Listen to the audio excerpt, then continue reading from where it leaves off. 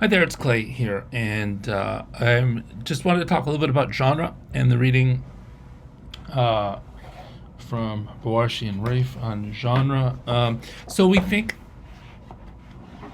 genre is a term that we're familiar with in the sense of like Netflix genres.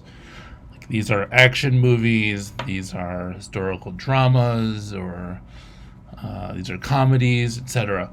And to some extent, we're talking about genre in a similar way, in the sense that there are types of text that repeat.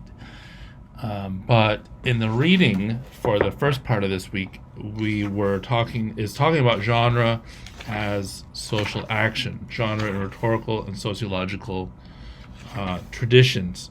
Um, so, uh, what I want to sort of really highlight in my little talk here today is the section genre as social action.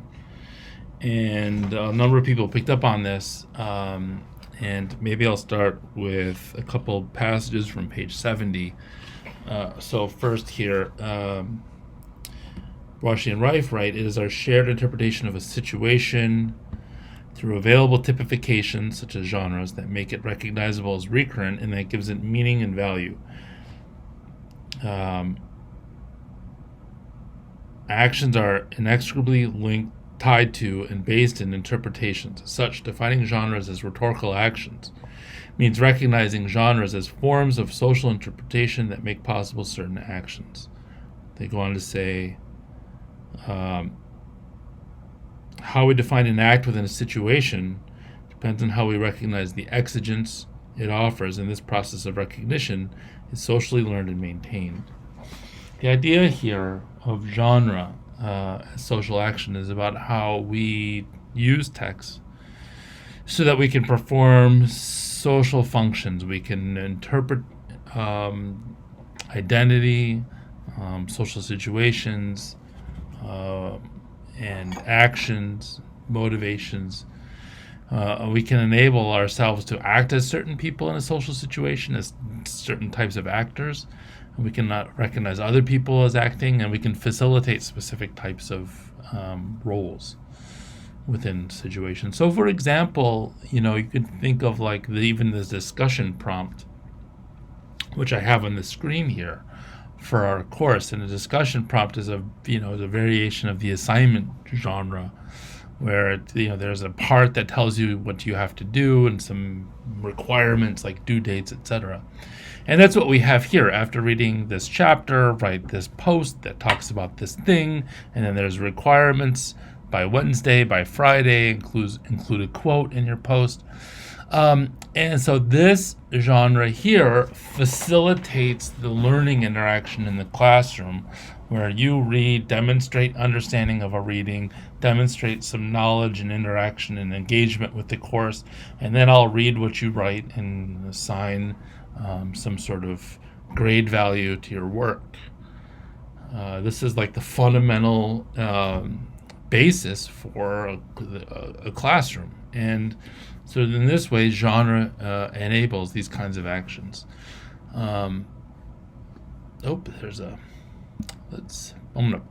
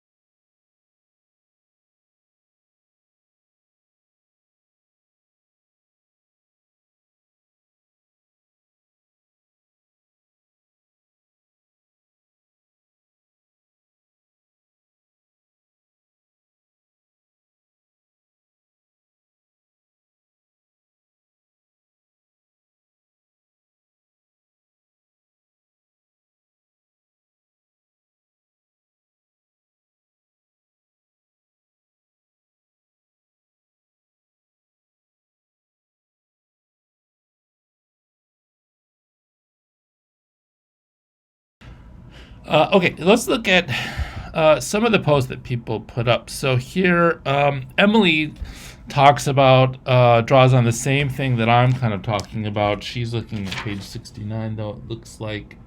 Um, anyway, this idea that genre is a typified rhetorical action based in recurrent situations. Genres are socially derived, intersubjective, rhetorical typifications that help us recognize and act within rhetorical situations. Right, this is important. Genres, they facilitate. They help us do things that we do over and over again, and through that repetition, genres start to get certain elements of their structure or form kind of get sedimented or cemented in a way.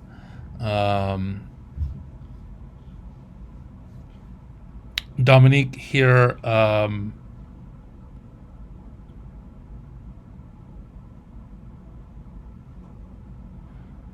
genres, she's talking about this idea from rhetorical genre studies that genres can help us understand. They reproduce social practices and realities, and that's related to how like they enable us to do these things. A genre reproduces a certain practice, just like every time you see an assignment descriptions reproducing the student teacher engagement. And like all of us, we could interact in any number of ways. Like we could be friends and go to movies or something, or we could have friends who have a long, maybe we have a letter correspondence with each other, or but in this case, we are teacher and students, and so we have these texts, these assignment prompts that, put us in these positions and reproduce these social roles. And Gabrielle's also talking about this idea of recurrent reproduction. But I think Gabrielle's getting into like the book genre thing, which is a little bit different than what we're talking about, because the book genre doesn't really get us to social action in the same way that thinking about genres as something that facilitates recurrent action. So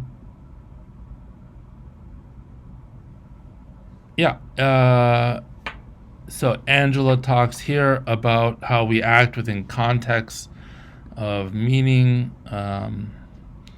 that we interpret via available typifications, and our actions become meaningful and consequential to others within these contexts of meaning.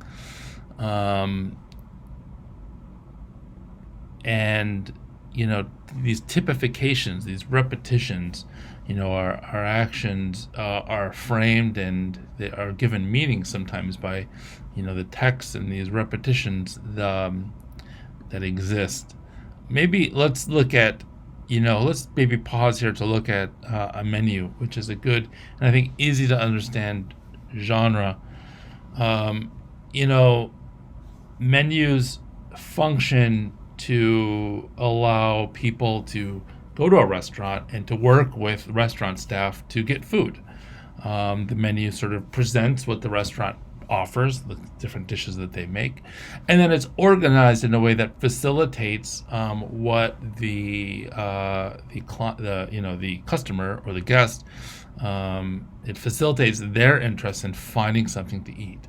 And so if we think about first how the structure of this genre is organized, we can maybe think about how that's related to the activities that happen in a restaurant. So, we have here, and this is from Shield Pizza in Detroit, which is in the first floor of my building, Maccabees, on campus. And so first we have this category, express lunch, then we have shareable appetizers, then we have build your own pizza, specialty pizzas, homemade soups, sandwiches, salads, burgers, dinners.